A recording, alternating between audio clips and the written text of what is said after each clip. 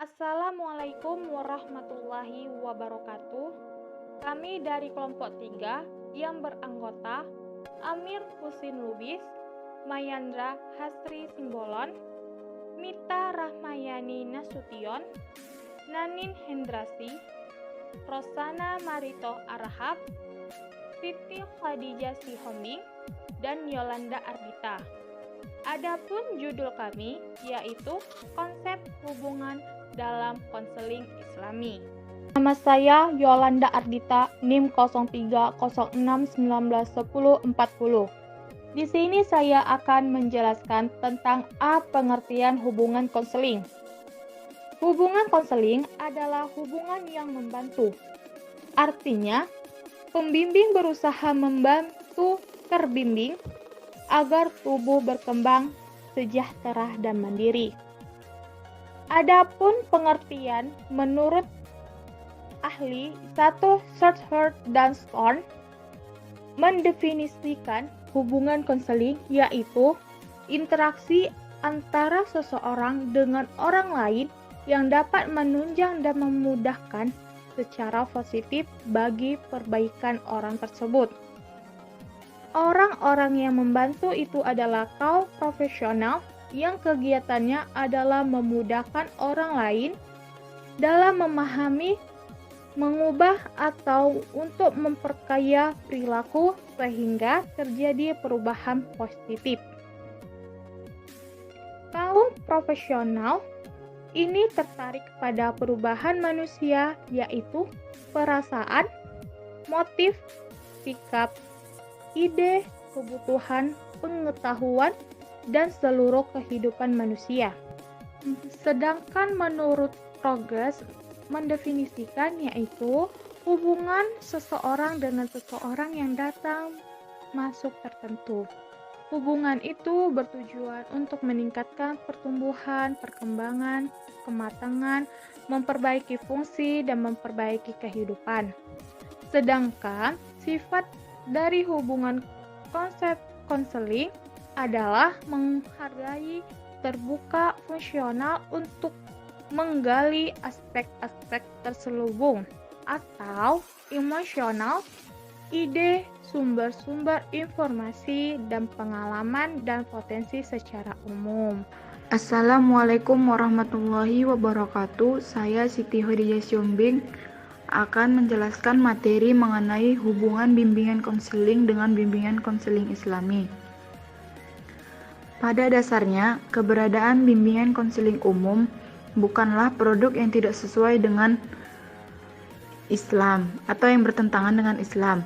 Bahkan secara pintas terdapat kemiripan antara bimbingan konseling umum dengan bimbingan konseling Islami, yakni sama-sama memberikan bantuan psikologis kepada konseli. Namun, perbedaan yang tampak dari konsep Saiful Akhyar di atas dapat menunjukkan bahwa konsep spiritual dan dimensi material menjadi landasan utama dalam proses konseling Islami. Titik tekan dari dimensi spiritual membantu konseli untuk memenuhi kebutuhan rohania yang dapat menjadikan individu menuju pribadi yang sehat secara batin melalui peningkatan kesadaran diri sebagai makhluk Tuhan yang senantiasa beriman bertakwa kepadanya. Sedangkan pemenuhan dimensi material dapat berupa bantuan pemecahan masalah kasbiyah kehidupan untuk menuju individu yang sukses. Bimbingan konseling ini merupakan pemberian bantuan yang dilakukan untuk memecahkan masalah atau mencari solusi atas permasalahan yang dialami konseli dengan bekal potensi dan fitrah agama yang dimilikinya, secara optimal dengan menggunakan nilai-nilai ajaran Islam yang mampu membangkitkan spiritual dalam dirinya, sehingga manusia akan mendapatkan dorongan dan mampu dalam mengatasi masalah yang dihadapinya, serta akan mendapatkan kehidupan yang selaras dengan ketentuan dan petunjuk Allah, sehingga mencapai kehidupan hidup di dunia dan di akhirat. Bimbingan konseling Islami sebagai cabang keilmuan modern merupakan suatu hal yang baru secara konseptual, walaupun pada praktiknya penerapan bimbingan konseling Islami telah ada semenjak kemunculan agama Islam, yang dibawa dan disebarkan oleh Nabi Muhammad. Evidensi keberadaan praktik bimbingan konseling Islami pada masa Nabi sering sekali tampak dari sikap yang ditampilkan oleh Nabi Muhammad dalam memberikan layanan bimbingan konseling Islam kepada para sahabat melalui praktik-praktik halaqah, al-dars maupun proses konseling Islami. Peran Nabi sebagai seorang konselor memberikan ibarah bagi kekayaan hazanah keilmuan konsep bimbingan konseling Islami yang masih dikatakan proses. Dari beberapa pemikiran di atas dapat dikatakan bahwa bimbingan konseling Islami adalah sebuah proses bantuan yang diberikan oleh konselor kepada konseli agar konseli dapat hidup dan berkembang secara optimal sesuai dengan fitrahnya untuk mencapai kebahagiaan hidup di dunia dan di akhirat dengan berdasarkan landasan ajaran Islam yang tertuang dalam Al-Quran dan hadis. Assalamualaikum warahmatullahi wabarakatuh. Baiklah, saya di sini akan melanjutkan materi mengenai ruang lingkup konseling Islami. Ruang lingkup konseling Islami mencakup seluruh peri kehidupan manusia sebagai makhluk Allah yang secara garis besar dapat dijabarkan ke dalam dua dimensi, yaitu dimensi spiritual atau ruhaniyah dan dimensi material atau dohiriyah. Prinsip dan landasan Islami ini kiranya sebagai instrumen yang mempertegas perbedaan antara bimbingan konseling Islami dengan bimbingan konseling konvensional Barat yang bersifat empirik spekulatif dalam memahami hakikat manusia yang berdampak pada cakupan konseling Islami. Kemudian, keberadaan bimbingan konseling konvensional yang banyak bermuara dari pemikiran Barat yang bersifat empirik, spekulatif, dinilai masih sangat banyak memiliki kekurangan dalam memahami konsep konseling secara utuh tentang objek formal yang dikaji, yaitu manusia. Sebagai contoh, pandangan behaviorisme yang menilai bahwa manusia tidak ubahnya seperti kertas yang kosong. Permasalahan yang muncul dari dalam diri manusia merupakan kalkulasi dari faktor empiris. Individu yang bermasalah merupakan individu yang tidak memiliki kecakapan, dalam makna lain tidak memiliki kecakapan latihan atau pembiasaan, dan pemahaman yang komplit. Sehingga sangat tampak pesimisme kelompok behavior terhadap kemampuan manusia sebagai makhluk yang memiliki fitrah akal yang mampu membenahi dan memecahkan masalahnya melalui dimensi spiritual. Kemudian, bimbingan konseling Barat yang berangkat dari paham-paham psikologi pada dasarnya memiliki kekurangan jika tidak dimasukkan nilai-nilai Islami di dalamnya. Menurut Jamaluddin Anco, Fuad Nasori, Bastaman, dan Sutoyo memiliki sejumlah kekurangan yang perlu disempurnakan. Aliran psikoanalitik terlalu pesimistik, deterministik, dan reduksionistik. Jamaluddin Ancok menilai bahwa aliran ini terlalu menyederhanakan kompleksitas dorongan hidup yang ada dalam diri manusia. Teori ini tidak mampu menjelaskan dorongan orang Muslim untuk mendapatkan ridho dari Allah. Di samping itu juga, teori terlalu menekankan pengaruh masa lalu terhadap perjalanan manusia dan terlalu pesimis dalam setiap pengembangan diri manusia.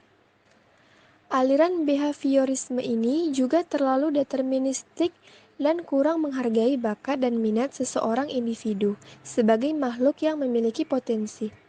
Selain itu, aliran ini kurang menghargai adanya perbedaan antara setiap individu dalam menilai, memandang, dan menyelesaikan masalah. Sementara, perbedaan individual adalah suatu kenyataan. Kesebalikan dengan psikoanalitik, aliran humanistik terlalu optimistik terhadap upaya pengembangan sumber daya manusia, sehingga manusia dianggap sebagai penentu tunggal yang mampu memainkan peran play good, dalam makna lain, peran Tuhan. Jika seorang konselor terlalu mengikuti aliran ini, seperti membiarkan anak berjalan dalam kegelapan malam, karena konselor hanya sebagai tempat cerita, setiap teori memang memiliki keterbatasannya masing-masing. Oleh karena itu, Para psikolog sosial kritis menyarankan agar menyempurnakan dengan menjadikan ajaran agama menjadikan acuan dasar.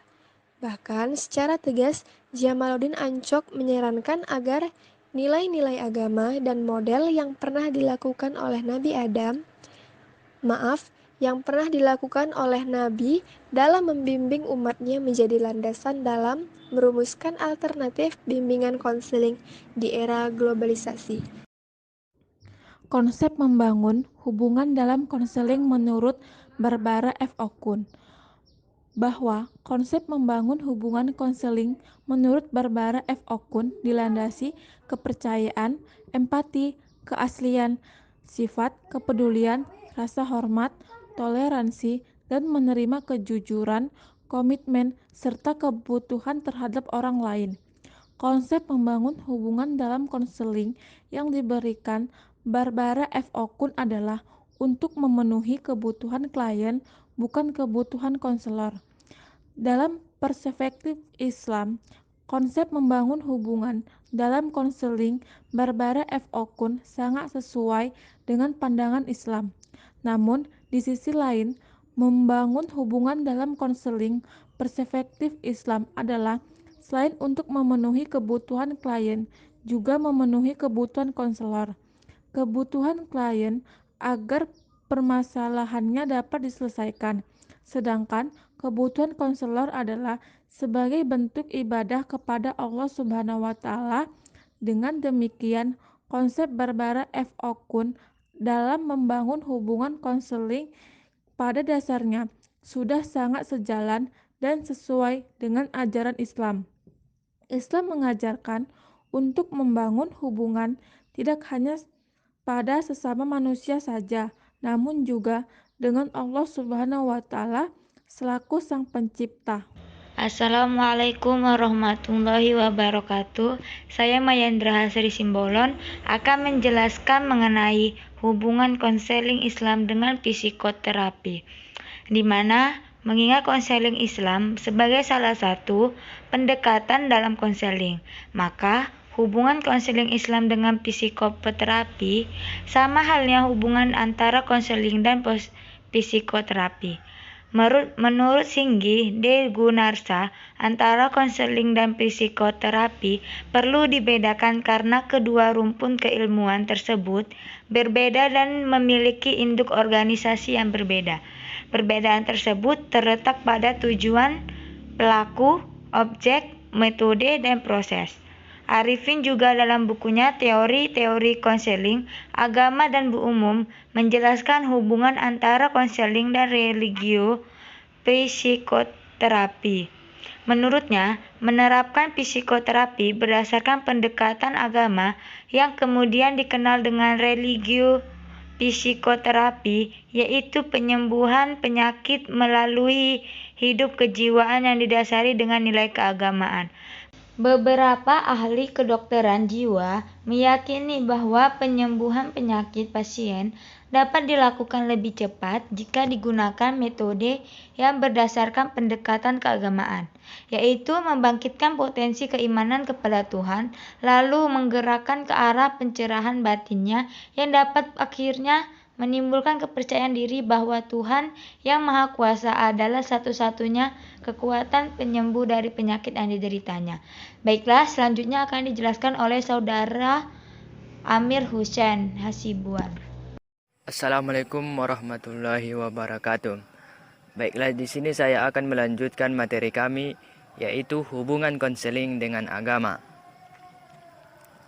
Dalam konseling agama, seorang konselor bisa menggunakan dua cara dalam proses konseling, yaitu yang pertama dengan menggunakan agama sebagai tujuan, lebih menekankan pada pemantapan klien terhadap keyakinan agamanya. Dan yang kedua adalah agama sebagai instrumen, lebih menekankan pada nilai-nilai luhur yang diajarkan dalam sebuah agama, digunakan untuk aktivitas konseling secara luas. Terima kasih. Assalamualaikum warahmatullahi wabarakatuh. Saya Rosana Marito Harahap, NIM 0306191035.